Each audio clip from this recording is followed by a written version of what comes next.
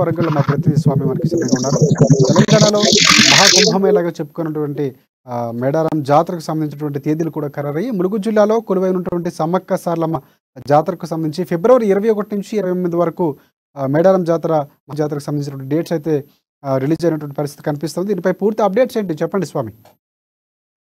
Good evening Rajasekhar. మొత్తానికి చూసుకుంటే కూడా ములుగు జిల్లాలోని వనదేవతల మహాజాతర డేట్ అయితే ఫిక్స్ అయిపోయిందని చెప్పుకోవచ్చు. అంటే ప్రధాన పూజలు అంటే వాళ్ళని ఒడ్డెలు అని ప్రధానంగా పిలుస్తారు. వాళ్ళు ఇవాళ మాత్రం తీర్మానం చేసిన పరిస్థితి కనపడతా ఉంది. 24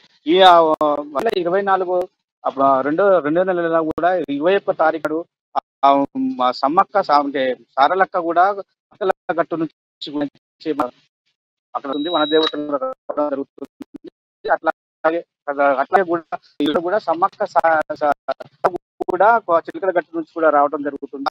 అలాగే 3వ తారీఖు నాడు కూడా వన దేవతలను కూడా అంటే పూజలు మొక్కులు కూడా చెల్లించుకోవడానికి కూడా భక్తులంతా కూడా ఆ రోజు అవకాశం కలుగుతుంది. 24 నాడు మాత్రము అక్కడ వనంలోకి పోయి పడతా ఉన్నాయి.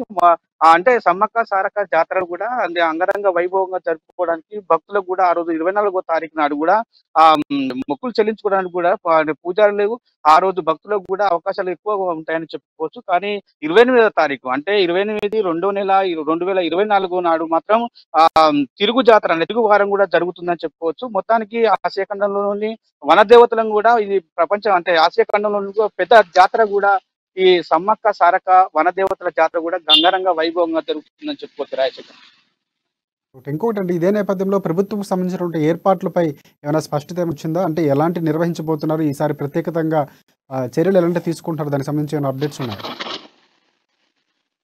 దీనిపైన కూడా అంటే సమ్మక్క సారక్క వన దేవతల జాతర కూడా అక్కడికి భక్తులు మాత్రం అధిక సంఖ్యలో పాల్గొంటున్నారు. అంటే మన ఒక తెలంగాణ రాష్ట్రం కాదు, అంటే ఆసియా ఖండంలోని కూడా పక్క రాష్ట్రాలు అంటే ఛత్తీస్గఢ్ కావచ్చు, జార్ఖండ్ అంటే ఇతర రాష్ట్రాల నుంచి కూడా అక్కడికి భక్తులు వచ్చే అవకాశాలు ఎక్కువగా కనపడతా ఉంటాయి. దీన్ని కూడా అధికార యంత్రాంగం కూడా పటిష్టంగా కూడా ఏర్పాట్లు చేస్తా ఉన్నది. అంటే 2024 సంవత్సరానికి కూడా అంటే అప్పటికి అంటే జనవరి నుంచే దీనికి మొత్తం పూర్తిగా కట్టుదిట్టమైన ఏర్పాటు చేస్తూ సమ్మక్క సారలక్క దేవతలను కూడా అంటే పగిడిత రాజు 21 తారీఖు నాడు పగిడిత రాజును కొత్తగూడ మండలం పూనుగోల నుంచి తీసుకురావడం జరుగుతుంది. అట్లాగే చిలకల గట్టు నుంచి కూడా ఆ సమ్మక్క సారక్క జాతరను కూడా తీసుకురావడం జరుగుతుంది. ఆ రోజు కన్నెపల్లి నుంచి కూడా సారలమ్మను కూడా తీసుకొచ్చే అవకాశాలు ఉంటుండే. దీంతో పాటు పవిత్ర రాజుతో పాటు గోవిందరాజులను కూడా తీసుకొచ్చి అంటే వీళ్ళని తీసుకురావడం కూడా పూర్తి కట్టుదిట్టమైన ఏర్పాటు చేస్తూ ఉంటారు. పూజారులు కూడా అధిక సంఖ్యలో అంటే వడ్డలు కూడా చాలా అధిక సంఖ్యలో పూజలు పాల్గొంటూ ఉంటారు. గద్దెల చుట్టూ కూడా భారీ బందోబస్తు నడుమ కూడా పోలీసు యంత్రాంగం ఉంటుంది. మొక్కులు చెల్లించడానికి కూడా భక్తులకు ఎలాంటి అవాంఛనీయ సంఘటనలు జరగకుండా కూడా చూసుకోవడానికి కూడా కట్టుదిట్టమైన ఏర్పాట్లు చేయనున్నట్లు అంటే అధికార యంత్రాంగం మాత్రం ప్రయత్నం చేస్తూ ఉంటది. కానీ కాబట్టి దానికి ఇదివరకు అంటే ఉమ్మడి వరంగల్ జిల్లా వ్యాప్తంగా కూడా యంత్రాంగం అంటే ప్రభుత్వం కానీ యంత్రాంగం కానీ దానికి పూర్తి కట్టుదిట్టమైన ఏర్పాట్లు అయితే ఏర్పాటు చేయకపోతే రాజశేఖర్. రైట్ స్వామి, ఇంకోటి ఇదే నేపథ్యంలో చూసుకుంటే అక్కడ అంటే ఎంతో ప్రతిష్టాత్మకంగా తెలంగాణకి ఒక మణిహారంగా ఉన్నటువంటి పండుగల నేపథ్యంలో ఇది కూడా కుంభమేళగా పేర్కొంటూ ఉంటారు.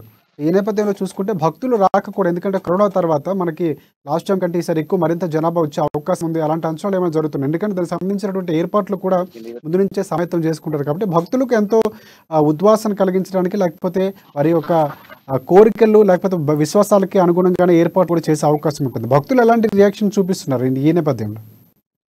రైట్ రాజశేఖర్, గత 2 years నుంచి కరోనా నేపథ్యంలో కూడా కొంతమంది అంటే లాస్ట్ ఇయర్ అంటే జాతరకు 2 years ఒకసారి కూడా ఈ వనదేవతల జాతర కూడా జరుగుతూ ఉంటుంది. కానీ ఈ జాతరలకు కూడా అంటే కరోనా నేపథ్యంతో కూడా కొంతమంది భక్తులు కూడా కట్టుదిట్టమైన ఏర్పాటు చేస్తూ ఉంటారు. భక్తులకు సపరేట్ అంటే ఎక్కడ కానీ ఆడ మెడికల్ గా సంబంధించిన మాస్కులు ధరించాలని శానిటైజర్ కూడా ప్రభుత్వమే వాళ్ళకు భక్తులకు కూడా అందజేస్తూ ఉంటుంది. అక్కడ ప్రత్యేకమైన కూడా ఏర్పాటు చేసి ఒక క్యాబిన్ అంటే అక్కడ మన జంపన్న వారు కూడా వాగు దగ్గర కూడా అక్కడ మెడికల్ కానీ ఇక్కడ వేరు అంటే మేల్ ఫీమేల్ వేరు గదులు కూడా ఏర్పాటు చేస్తూ ఉంటారు. ఇక్కడ మెడికల్ క్యాంపులు కూడా ఉంటాయి. వారం రోజుల పాటు కూడా పోలీసు బందోబస్తు నడుమ కూడా వైద్య సిబ్బంది కూడా ఆ ఫైర్ స్టేషన్ తోటి కూడా అక్కడ భారీ బందోబస్తు నడుమ కూడా ఏర్పాటు చేస్తా ఉంటారు. కానీ భక్తులకు ఎలాంటి అంటే కరోనా సమయంలో కూడా మళ్ళా ఇప్పుడు వచ్చే అక్కడ వచ్చే జాతరకు కూడా అక్కడ వనదేవతలను దర్శించుకున్నందుకు అధిక సంఖ్యలో మన ఆసియా ఖండంలోని కూడా అధిక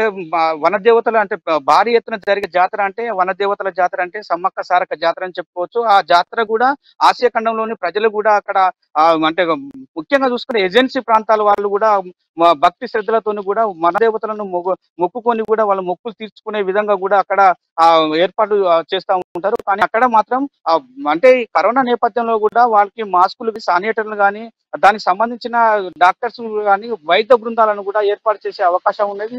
ఆ కరోనాను జయించి అంటే కరోనాను కూడా లెక్క చేయకుండా కూడా గత మినీ జాతర కూడా మేడారం జాతర కూడా అంగరంగ వైభవంగా జరిగిందని చెప్పుకోవచ్చు. ఇప్పుడు కూడా అంటే దరిదాపుగా కరోనాను అంటే మన కరోనా టీకాలు కూడా ఇవ్వడం జరిగింది. దాన్ని కూడా సైతం లెక్క చేయకుండా కూడా భక్తులు వచ్చే అవకాశాలు ఉన్నాయి. ఎందుకంటే వనదేవతల మొక్కులు చెల్లించుకోవడానికి కూడా ఈ దరిదాపుగా ఆసియా ఖండంలోని ఇతర రాష్ట్రాల ఛత్తీస్గఢ్ కావచ్చు, తెలంగాణ, ఆంధ్ర రాష్ట్రాల నుంచి కూడా ఎక్కువ అధిక సంఖ్యలో పాల్గొని కూడా వనదేవతలను దర్శించుకునే అవకాశాలు కనపడతా ఉన్నాయి. కరోనా సైతం కూడా లెక్క చేయకుండా కూడా వనదేవతలకు దర్శించుకొని మొక్కులు చెల్లించుకునే అవకాశాలు కూడా ఎక్కువ కనపడతా ఉంటాయి. రాజేష్.